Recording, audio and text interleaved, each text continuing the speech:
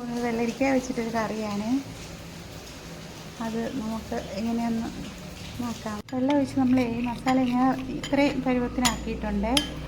ഇത് ഇങ്ങനെ ഈ ഒരു മസാലക്കൂട്ടിലാണ് നമ്മൾ ഈ വെള്ളരിക്ക കറി വയ്ക്കുന്നത്. അപ്പോൾ നിങ്ങൾ ഇതൊന്ന് ആരെങ്കിലും വെച്ചിട്ടുണ്ടോ എന്തോ എനിക്ക് അറിഞ്ഞൂടാ. എന്നാലും ഈ ഒരു കൂട്ടില്ലേ, ഇത് വെളുത്തുള്ളിയാണ്. വെളുത്തുള്ളി ചതച്ച് കുറച്ച് ലേശം മുളക് പൊടി ഇത്തിരി മഞ്ഞൾപ്പൊടിയും കൂടെയാണ്.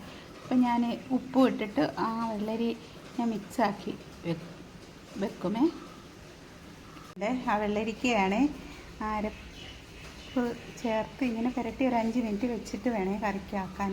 ഉള്ളി ഇങ്ങനെ പേസ്റ്റാക്കി എടുത്തിട്ടാണ് ഇതിൻ്റെ കൂടെ ചേർക്കാൻ പോകുന്നത്. അകത്തേക്ക് ഞാനില്ലേ ഉള്ളി പേസ്റ്റാക്കിയിട്ടാണ് വരട്ടി ചേർക്കാൻ പോണത്. ഒരു ശോളയാണ് എടുത്തേക്കുന്നത്. ജീരകവും കൂടി ഇട്ട് കൊടുക്കണം. അതിൻ്റെ കൂടെ കറുവാപ്പട്ടയില്ലേ, അതിൻ്റെ ഇത് ഇത്രയും ഇട്ട് കൊടുക്കണേ. പിന്നെ കുറച്ച് കരിയാക്കണം. എന്നിട്ട് നമുക്ക് കൊടുത്തിട്ട് കൊടുക്കണേ. വന്നിട്ടുണ്ട്. അപ്പം നമുക്ക് ഇതിലേക്ക് ഈ അരച്ച് പേസ്റ്റാക്കി വെച്ചിരിക്കുന്ന ഉള്ളി ചേർത്ത് കൊടുക്കുകയാണ്.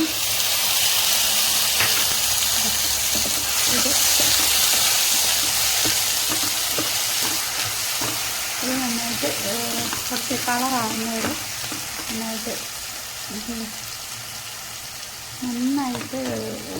വരട്ടിയെടുക്കണം. ഉള്ളിയുടെ പേസ്റ്റ് ഇങ്ങനെ കളറ് മാറി വന്നിട്ടുണ്ട്. അപ്പോൾ ഇത്രയും കളറ് മാറി വന്നാൽ മതി കേട്ടോ. അപ്പോൾ അതിലേക്ക് നമ്മൾ മിക്സ് ചെയ്ത് വെച്ചിരിക്കുന്ന അരപ്പില്ലേ, എല്ലാം കൂടി ചേർത്ത് കൊടുക്കണം.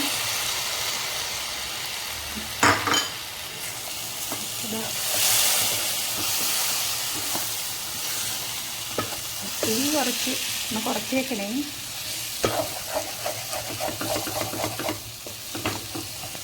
എന്നിട്ട് നമ്മളൊന്ന് ചെയ്തെടുക്കണം.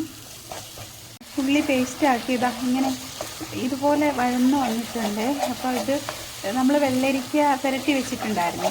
അപ്പോൾ അത് വെള്ളം ഉള്ളതുകൊണ്ട് നമ്മൾ ഒട്ടും വെള്ളം ചേർക്കരുത് കേട്ടോ. ഈ ഇത്രയും സാധനം ഇട്ടിട്ടാണ് എളുപ്പം വെക്കാൻ പറ്റുന്ന ഒരു കറിയാണ്. ഉപ്പ് കുറച്ച് ഇടുവാണ്.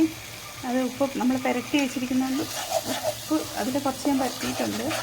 അതുകൊണ്ട് ഇത്തിരി ഇട്ടുള്ളേ.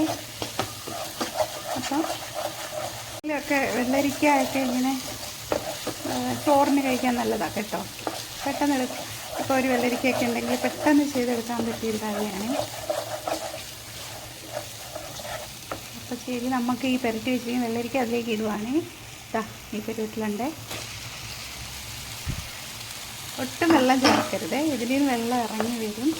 അപ്പോൾ ആ വെള്ളം മതി ഇത് വേകാനെങ്കിൽ. പെട്ടെന്ന് അധികം വേവിക്കാതെ എടുക്കണം.